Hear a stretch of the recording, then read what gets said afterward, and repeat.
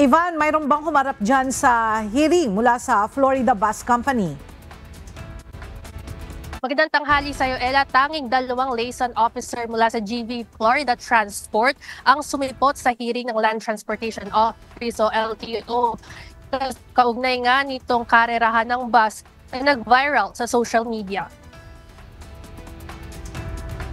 Hindi sumipot ang 3 unang na-identify na driver na binigyan ng show cause order ng LTO.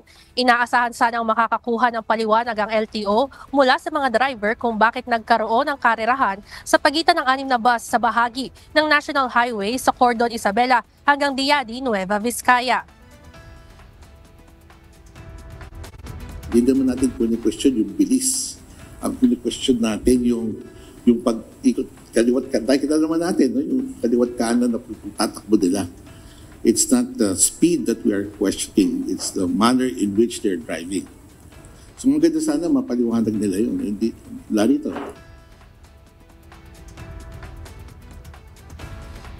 Ayon kay LTO Chief Assistant Secretary Attorney Vigor Mendoza, nais ding malaman ng tanggapan ang iba pang pangalan ng mga sangkot na driver na dahil tanging 3 pa lamang mula sa 6 ang nahahaina ng show cause order.